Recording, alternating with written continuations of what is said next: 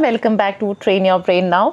मैं आपको आज प्रेजेंटेशन के स्किल्स दिखा रही हूँ, बिकॉज होता क्या है कि आपको कंसेप्ट तो सारे पता होते हैं, आपको थ्योरी सारी लर्न हो गई, अब किस तरह से पेपर में लिखना है, और मेजॉरिटी बच्चा सेम आंसर ही लिखते हैं। Most of you are writing the same context, okay, but how you write is what makes the difference, okay. So first of all, as soon as you get your answer sheet, when the time is there, जब आपको details mention करनी है, वो सारी करने के बाद आप अपनी सारी ही शीट्स में जो ये इस ऐसे मार्जिन होती है वो ड्रॉ कर दो on both the ends. Once you draw on both the ends, इससे फ़ायदा क्या होता है कि जो भी आपके आंसर्स को करेक्ट कर रहा है वो यहाँ पे आपको मार्क्स दे सकता है। सपोज 2 मार्क्स देने हैं, 4 मार्क्स देने हैं, आपको 5 मार्क्स देना है, 6 मार्क्स देना है, जो भी आपका एग्जामिनर आपको मार्क्स एलोकेट करने वाला है वो ईजिली यहाँ पे मैंशन कर सकता है। Next thing is, suppose you starting your answer sheet with 6 mark question, okay, तो you can start like 6 mark questions, okay. अब जैसे आप ये लिखोगे 6 mark questions and then you write question number, suppose you starting with 24, okay, तो question number 24, और you can also write answer number 24, so answer number 24, okay, and then you start with your answer. अब assume करो कि जो answer number 24 है, it is talking about the factors of working capital, okay. तो उसने बोला आपसे कि what is working capital, explain any 4 factors. तो सिंपल सा क्वेश्चन है, आप इसे स्टार्ट करना चाहते हो, तो अब इसे लिखोगे कैसे, पहले आप बताओ वर्किंग कैपिटल, ठीक है, तो इसे आप कैपिटल में लिख दो and don't start writing here, आप नेक्स्ट लाइन से स्टार्ट करो। वर्किंग कैपिटल के बारे में आपको जो भी बताना है वो आपने पॉइंट 1 बताया, then you telling 1 more point about it, तो आपने ये 2 पॉइंट्स वर्किंग कैपिटल के बता दिए। Now you want to tell about the factors, ठीक है। अब आप क्या करो, आप लिखो फैक्टर्स अफेक्टिंग वर्किंग कैपिटल, क्योंकि स्ट्रेट फॉरवर्ड क्वेश्चन है, उसमें केस स्टडी की फॉर्म में कुछ नहीं बोला है, तो आप डायरेक्टली लिखोगे। अब आप क्या करो, आप यहाँ पे लिख दो फैक्टर्स अफेक्टिंग WC, ओके, और working capital, and now you pin point arrows. मान लो आपसे उसने पूछे 4 ही हैं बट आपको ज़्यादा आते हैं, तो आप इस तरह से एरोज बना सकते हो। If you have time you make like this also. इससे क्या होता है, आपका पेज भी यूटिलाइज होता है और जो एग्जामिनर है he also gets to know कि आपको बहुत सारे पॉइंट्स पता हैं, ठीक है। अब आपने यहाँ पे इसके सारे आंसर्स लिख दिए। सपोज यहाँ पे आपने लिख दिया nature of business, okay, scale of operation, then you have written inflation. So whatever points you know, आप ये सारे इन्हें मेंशन कर दो। अब जब जो आपसे पूछे उसमें से 4 है, now when you right, okay, अब आप इसे एक्सप्लेन करने वाले हो। So on the next page what you do, again margin तो आपको बनाना ही है सब पे, ठीक है। अब आप क्या करो, यू राइट, जैसे आपने बोला नेचर ऑफ बिजनेस को आप बता रहे हो, सो नेचर ऑफ बिजनेस,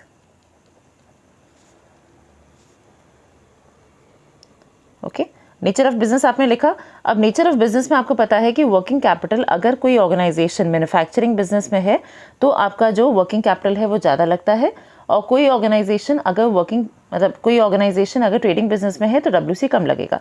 तो यही बात आपको यहाँ पे लिखनी है। तो you can write if, okay, if an organization is engaged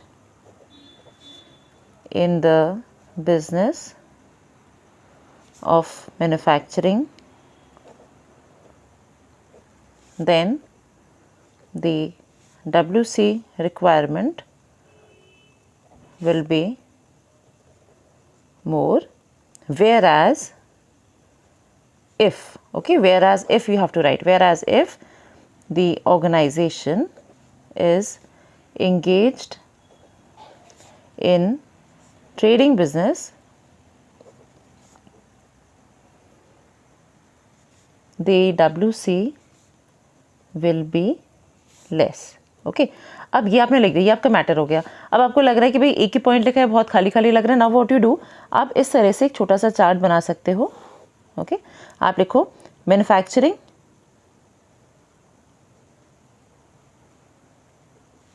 then you right, ऐसे करके आप इसे एरो बना दो, ओके, WC ज़्यादा हो गई। You writing it is like you से it is trading,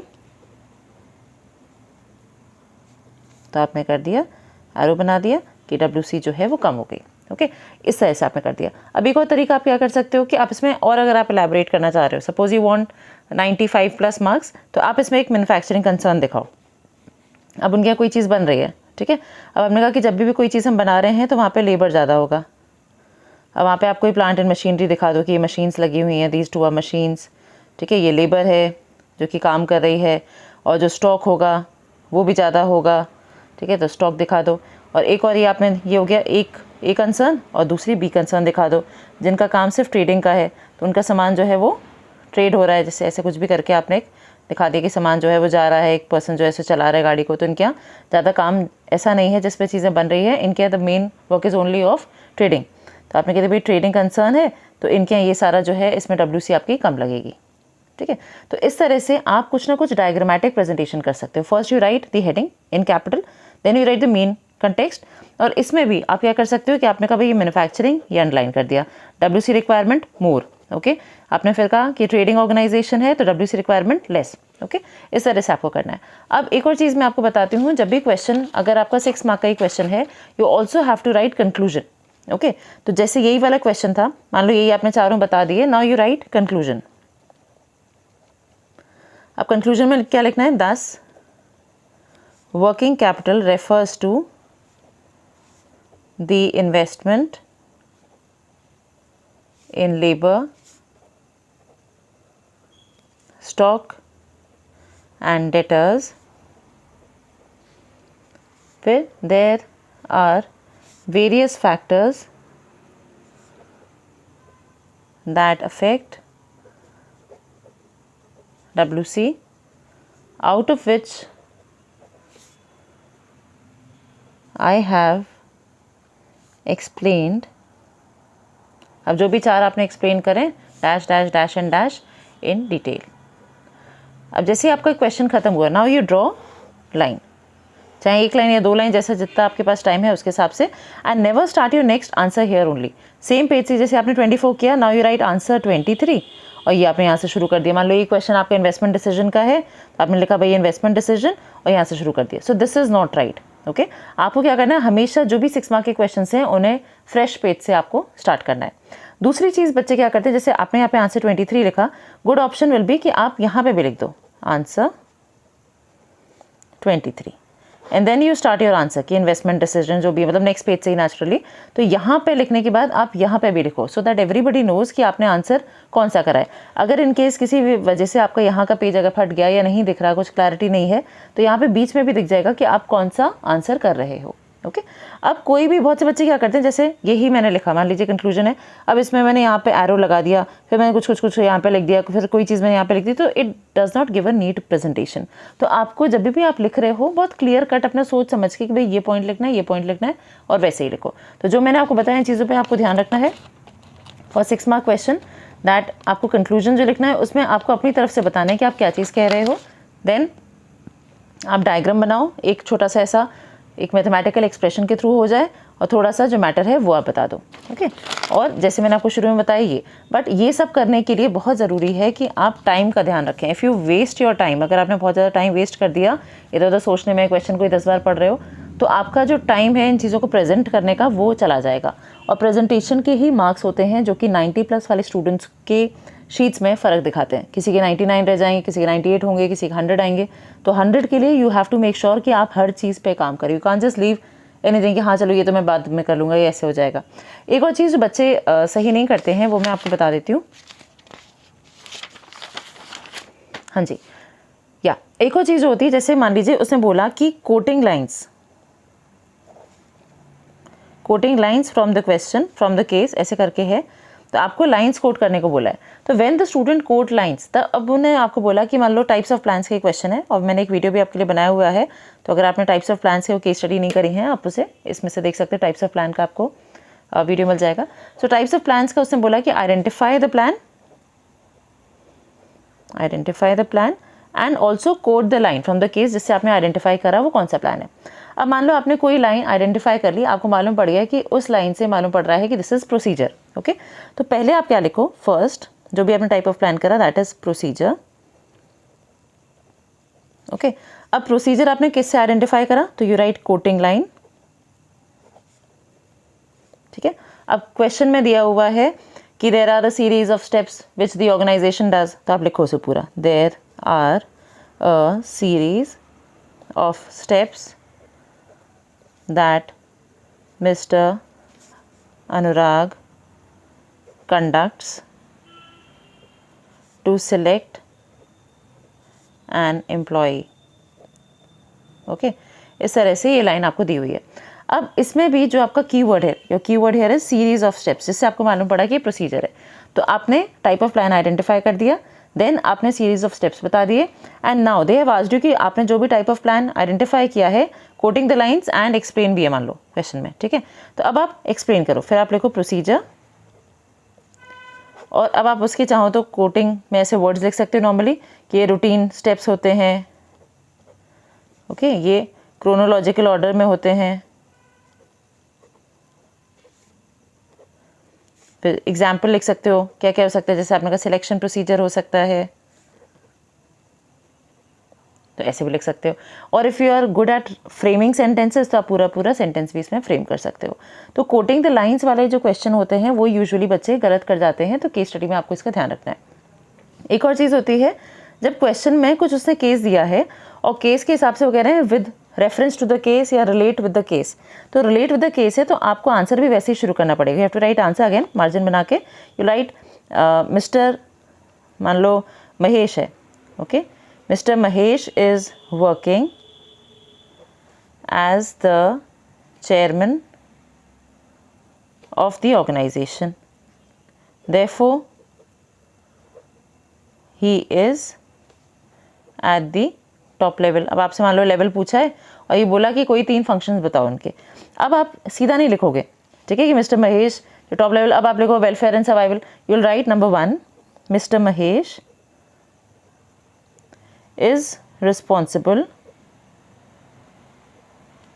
for whatever, okay, for welfare and survival of the organization. ठीक है, अब मैंने जो आपको मेन बात इसमें बताई कि आपको मिस्टर महेश को यूज़ करना है, क्योंकि वो कह रहा है कि केस से रिलेट करते हुए, तो केस से तो आप रिलेट करोगे ना. You can not just directly write कि वेलफेयर एंड सर्वाइवल और framing of policies. So whatever you have to mention, you have to relate it with the case. Okay, so these are basic things that you should keep in mind while answering. And बाकी चीज़ें तो basic हैं कि भाई आपको question जो है series में करने हैं, मिस आउट नहीं करना. जो भी आप MCQ कर रहे हो, मान लो if you are doing MCQ and your answer is, आप 7th का आंसर कर रहे हो and 7th का answer is A, suppose, which is organizing. Okay, so you have to write A also, you have to write organizing also, you have to write 7 also. आप ऐसे लिख दो कि 8th का जो है वो B है, 9th का जो है वो C है. ये सही तरीका नहीं है और इससे बोर्ड आपके मार्क्स कट कर सकता है. Okay, so please make sure that you mention जो भी डिस्क्रिप्शन है वो भी आप लिख दो. चलो अब बात करते हैं केस स्टडीज़ की. Let's start then. चलो पहला केस देखते हैं. A garment manufacturing company has decided to identify the needs of the customer to start successful marketing of the garments produced by it and for the company is doing SWOT analysis. अब जब मैं इस case study को, मान लो मैं आप ही की जगह हूँ और मैं केस स्टडी स्टार्टिंग से पढ़ रही हूँ, मैं कहा अरे इसमें 7-8 लाइन्स है, इतना सारा लिखा हुआ है, ये भी करना है, पेपर में आगे भी केस स्टडीज़ हैं, तो वो सब कुछ नहीं देखो. जब आप एक केस देख रहे हो, just look in that case only, and the best thing is go for the last line. Last line कहता है which function of marketing has been highlighted in the above case. तो फंक्शन पूछा है. Okay, तो मैंने आपको already functions learn कराए हुए हैं, आपको उसी पैटर्न पे देखना है. If you not sure, again functions of marketing का आपके लिए इसमें वीडियो है, आप उसे देख सकते हो. चलो वापस क्वेश्चन को देखते हैं. तो उसने स्वॉट एनालिसिस करी. स्वॉट एनालिसिस आपको पता है ऑलरेडी, ये हमारा जो फंक्शन है मार्केटिंग का उसमें आ जाता है स्वॉट एनालिसिस वाला. The company is pursuing its objective with full efforts. It has decided to make a blueprint for the amount of production. तो इसका क्या मतलब हुआ, marketing planning. Okay, second function भी यहाँ पे आ रहा है. It will do the effort behind promotion. It will put all the major actions it will undertake to achieve these objectives. However, the company has one weak area which it would like to improve. The physical movement for its prepared garments was not proper last year and the company wants to ensure it is done properly. तो physical distribution पे भी काम करने वाले हैं. ठीक है, जब मूवमेंट ऑफ गुड्स की बात करते हैं तो फिजिकल डिस्ट्रीब्यूशन की यहाँ पे बात हो रही है, तो वो यहाँ पे इस पे वर्क करेंगे. तो इसका for this thing to be done properly it has created a separate department. Hope the company does better in future. तो इस तरह से आपको इसमें जो फंक्शंस ऑफ मार्केटिंग है वो ध्यान रखना है. फंक्शंस ऑफ मार्केटिंग होते हैं आपके पास 12. ओके, वो सारे आपको यहाँ पे ध्यान रखने हैं. Branding, packaging, labelling, customer support service. Okay, then we have pricing. तो इस तरह से सारे जो फंक्शंस हैं वो याद रखना. फंक्शंस ऑफ मार्केटिंग पे ज़रूर क्वेश्चन आ सकता है, इसको आपको ध्यान रखना है. अगला केस देखते हैं. So Anju and Manju are good friends, considering the fact that the activities involved in managing an enterprise are common to all organizations. So after completing their masters and BS, both of them take up a job at a managerial level in different organizations as per the individual interest. तो दो लोग हैं, दो लोग अलग अलग organisation में काम कर रहे हैं. Anju takes up marketing job in a retail company and strives to increase sales, whereas Manju joins as NGO and works diligently to realize its objective related to providing employment to specially abled people. तो specially able people social objective, ठीक है. But आगे चलते हैं. Both of them have to perform a series of continuous composite but separate functions. Composite and continuous function कर रहे हैं. On some days Anju spend more time in planning a future display layout and on another day she may spend time in sorting out an employees problem. Both Anju and Manju make conscious efforts to build a feeling of team spirit. देखो feeling of team spirit आ रही है, that means this is talking about coordination. Okay, and coordinating among diverse individuals with different need. तो ये हमेशा coordination ही होता है जिसमें अलग अलग लोगों को आप एक टीम स्पिरिट की तरफ लेके आते हो. And coordinating among diverse individuals different needs who work under them. The effect of the management is noticeable in their respective department as the targets are met according to plans. तो target भी met हो रहे हैं, मतलब objectives आपके achieve हो रहे हैं. दैट मीन्स कोऑर्डिनेशन प्रॉपरली हो रहा है. आगे देखो, employees are and employees are happy and satisfied. There is orderliness in its functions rather than chaos. तो पूरी तरह से मैनेजमेंट हो रहा है. अब बट देखो, मैंने आपको पहले बताया था कि आपको लास्ट लाइन पढ़नी है. इस केस में मैंने लास्ट लाइन नहीं पढ़ी, राइट. तो उसने आपसे कोऑर्डिनेशन नहीं पूछा, उसने क्या बोला, the effect of the management is noticeable in their respective department. ये सब करने के बाद identify the various features of management. तो उसने ना कोऑर्डिनेशन मुझसे पूछा है, ना उसने मुझसे इंटेंजिबल पूछा, उसने मुझसे फीचर्स पूछे. तो नेचुरली फीचर्स में जो इसमें सबसे पहले आया कि उनके पास ऑब्जेक्टिव्स हैं. ओके, तो आप उससे कर सकते हो, ग्रुप गोल्स आ सकता है. Then you can also mention about group work. Okay, group activity वाला आप मेंशन कर सकते हो. इंटेंजिबल है यहाँ पे, उस पर भी बात आ रही है, ठीक है. तो ये इसमें दो तीन जो हैं वो आ रहे हैं. अब उसने देखो, आप उसने कहा है in the by quoting lines. तो जैसे मैंने आपको पहले बताया, तो आप पहले फीचर लिखोगे, देन आप लाइन कोट करोगे. अब इसमें उसने सिर्फ आइडेंटिफाई बोला है, उसने एक्सप्लेन करने को नहीं बोला. तो you will mention the feature, you will mention the quoted line and then you will just move on to the second one. आपको एक में भी ऐसे नहीं बोला कि एक्सप्लेन करना है, बट ABCD करके अलग अलग जरूर बताओगे. चलो अगला केस देखते हैं. In a country named Wonderland, acting is considered as a profession. Whosoever has become an actor has to read books written about acting. These books tell the nuances of acting, and without reading these books one can't be considered as an actor. Actor की बात हो रही है, ठीक है. तो समझ जाओ ये आर्ट है, art nature of management. Fine, जो मैंने आपको लेटेस्ट शेयर भी किया था लास्ट वाले वीडियो में कि वो ज़रूर आपको देखना है. नेचर ऑफ मैनेजमेंट आएगा.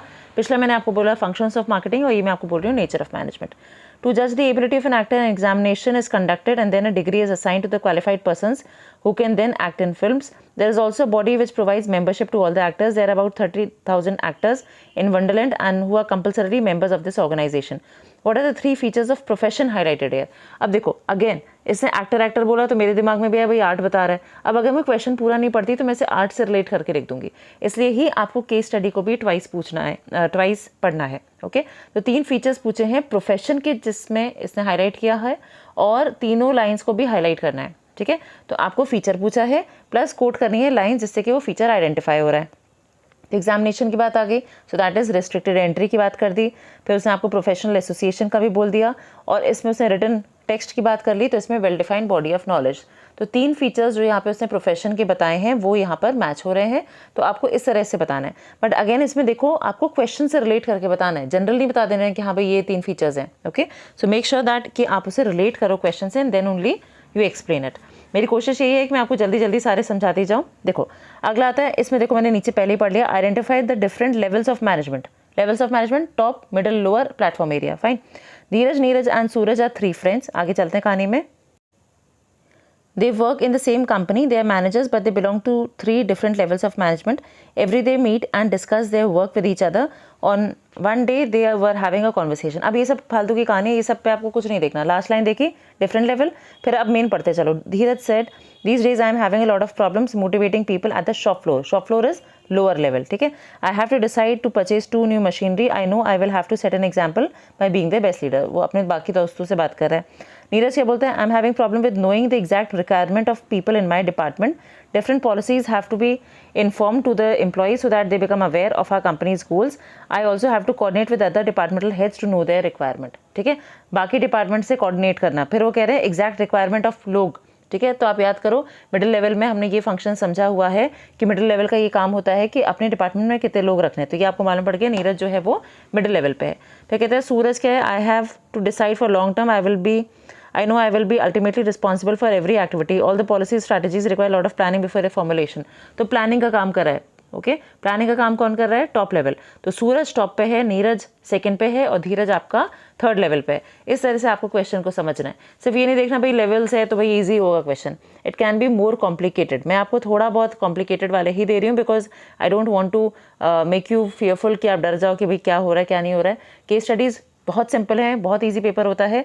And please do not just think कि हाँ मैं तो कर ही लिया, मैं तो बहुत ही अच्छा हो गया। 10 बार पेपर को रिवाइज करो। बहुत बार आप MCQ में भी मिस्टेक्स कर जाते हो, तो छोटे छोटे माइन्यूट मिस्टेक्स हो जाते हैं, तो उनको ज़रूर करेक्ट करके फाइनल आंसर अपना प्रॉपरली लिखना। चलो, coming on to the next case study. यहाँ पे आता है Suraj works as a salesman in a company set pets, accessories and food. He has been given a target of selling 1200 units of the food packet in a month by offering a maximum of 10% discount. अब again मैं कहानी पढ़ रही हूँ, कोई ज़रूरत नहीं थी, पीछे नीचे चलते हैं। Is Suraj effective in his work. अच्छा, तो ये पूछ रहे हैं चैप्टर 1 का इफेक्टिव और एफिशिएंसी वाला। तो आपको पता है इफेक्टिव में T आता है, दैट मीन्स टाइम की बात हो रही है। एफिशिएंसी में C आ रहा है तो कॉस्ट की बात हो रही है, ठीक है। अब पूछ रहे हैं क्या वो इफेक्टिव है, मतलब क्या उसने टाइम पे काम खत्म किया। वापस केस पे चलो। He has been given a target of 1200 चीज़ें बनानी है 1 महीने के अंदर और 10% उसे डिस्काउंट देना है to his customers. In order to meet his monthly sales target on the last 2 days of the month he offers 15% discount to his customer. तो आपसे उसने पूछा कि क्या वो इफेक्टिव है। हाँ भाई वो इफेक्टिव तो है क्योंकि उसने अपना काम कर लिया। और अगर आप इसकी एफिशिएंसी पूछते तो एफिशिएंट नहीं है। अच्छा, तो एफिशिएंट क्यों नहीं है, क्योंकि आप देखो 10% डिस्काउंट देना था, उसने क्या किया 15% दे दिया, तो कंपनी के लिए लॉस हो गया। ज़्यादा आपने सस्ता करके प्रोडक्ट बेच दिया तो कंपनी का नुकसान है। अब वो कह रहे हैं explain by giving a suitable reason. तो अब आप रीज़न दो कि हाँ जी उसने काम कंप्लीट कर लिया, इतना टारगेट था, ऐसे ऐसे करके। तो you have to use the data which is given in the case. You can not just directly write कि efficiency is so and so, effectiveness is ये और इसने कर लिया तो ऐसा हो गया। आपको डेटा को यूज़ करके ही लिखना है, okay. So make sure that you frame that kind of answer. चलो एक और केस देखते हैं। It is Sonu Nigam, the famous playback singer, always spends time for practice and adds his creativity in his singing. Nature of management, okay, art science profession पूछ रहा है। Like Sonu Nigam, Mr. Rajiv, manager of Headlines Limited, uses his creativity in practice. अब आगे देखो, मैंने आपको TPP बताया था, कल भी अगेन मैंने हाईलाइट किया था TPP, okay, theoretical body of knowledge, then personalize application and practice and creativity. तो साफ साफ लिख रहा है क्रिएटिविटी एंड प्रैक्टिस, तो आपको समझ में आ गया आर्ट है। The employees are happy and satisfied as he every day reward employees for their punctuality and efficiency. ये फालतू की बात है, इसकी आपको जरूरत नहीं है। उसने आपसे नेचर पूछा, नेचर इसमें सीधा सीधा आ रहा है कि एक तो वो सिंगर है, नंबर 2 वो क्रिएटिविटी पे काम कर रहा है और प्रैक्टिस भी कर रहा है। So this is straight forward answer is nature of management. आप लिखोगे art, but how to write, okay, do not just write art. अगर ये 1 मार्क का है तो भले ही आप लिख दो, otherwise you have to explain that how have you identified कि ये आर्ट है। तो नेचुरली वो जो लाइन्स हैं उनको आप लिख के अपना आंसर जो है उसे और स्ट्रीमलाइन करके बता सकते हो। चलो, in a renowned hospital having 3000 beds, the CEO of the hospital congratulates the exceptionally performing employees by meeting in person. Sometimes the name of the employee of the month is displayed on the notice board. Display हो रहा है, ठीक है, सबको पता चल रहा है आपके नाम के बारे में, दैट मीन्स रिकॉग्निशन मिल रहा है, ठीक है, लोग आपको जान रहे हैं। तो एम्प्लॉय रिकॉग्निशन प्रोग्राम हो गया ये। अब देखो नीचे क्वेश्चन में क्या वही से पूछा है, हाँ जी, क्वेश्चन में आपसे इंसेंटिव पूछा, तो ये कौन सा इंसेंटिव हुआ, दिस इज फाइनेंशियल और नॉन फाइनेंशियल, ये आप जल्दी से देखो और आप इस पर मेंशन कर सकते हो। The faster you right answers, I don't know, may be this is the same question that comes up tomorrow, और यही आंसर जो आप यहाँ पे टाइप करोगे कॉमेंट में वही आपका एग्जाम में भी हो जाएगा। तो many a times when you are helping and you appreciating others, God will help you, okay, ये मैं ज़रूर मानती हूँ, and that's why I keep continuously posting, and I've told you already कि मेरे खुद के एग्जाम्स चल रहे हैं। I have an exam, कल आप लोग का है और 2 दिन बाद मेरा खुद का एग्जाम है। So the long and short is that we have to focus, right? We have to focus.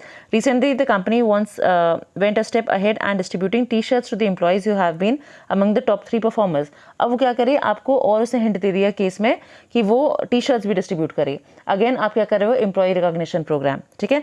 On the employee day every year employees who contribute are either rewarded और अवॉर्डेड। तो ये आपके फाइनेंशियल इंसेंटिव के हिसाब से आप इसे देख सकते हो। The next one is sorry, that's a non-financial. Okay, non-financial. Okay, next. Hot Winters is a premium sweater making company. The sweaters are worn in many countries and they are of very high quality.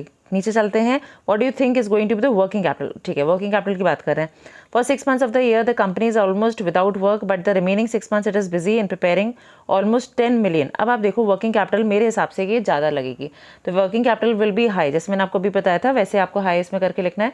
But high क्यों है, तो आप reason इसमें बता सकते हो। एक तो ये है कि लार्ज स्केल ऑपरेशंस कर रहा है, ठीक है, 10 million लोगों के लिए स्वेटर बना रहे हैं, दैट मीन्स लार्ज स्केल पे हो रहा है, तो WC आपकी बढ़ी गई। And WC is your investment in your raw material, labour and your debtors, तो आपका पैसा इसमें ज़्यादा लग रहा है। नंबर 2, 6 महीने के लिए काम इसमें काफ़ी ज़्यादा हो रहा है, तो उन 6 महीने में हम ये बता रहे हैं कि वर्किंग कैपिटल आपकी ज़्यादा चलेगी। चलो लास्ट केस और देख लेते हैं आज के लिए। Aditya Rubbers is thinking of knowing the worth of its employee but is unable to do so yet. The firm now has decided to include a step in the staffing process through which it can judge the performance of the employee. आपसे पूछ रहे हैं जज कैसे करें, वो पता करना चाहते हैं कि क्या उनके एम्प्लॉई उतना अच्छा है या नहीं है, उनकी वर्थ पता करना चाह रहे हैं। तो क्या करें, आपको बताना है name the step the organization should include. क्या करेगा, सिलेक्शन टेस्ट ले, ठीक है। तो आपको जिस तरह से उसकी वर्थ आइडेंटिफाई करनी है, आपकी पर्सनालिटी पता करनी है, उसका एप्टीट्यूड पता करना है, उसकी ट्रेड आपको देखना है, देन सिलेक्शन टेस्ट आप करोगे। And next 2 steps. अब मैं एक चीज़ और आपको बता दूं, जितने भी आपके ये स्टेप्स हैं वो ज़रूर एग्जाम में आते हैं in the form of case study, तो स्टेप्स को बहुत ही अच्छी तरह से पढ़ लेना। All the very best, this is my last video for your exam preparation. Do well, take care, and if you have done well, please do come back and mention on the comment. Take care. Bye bye.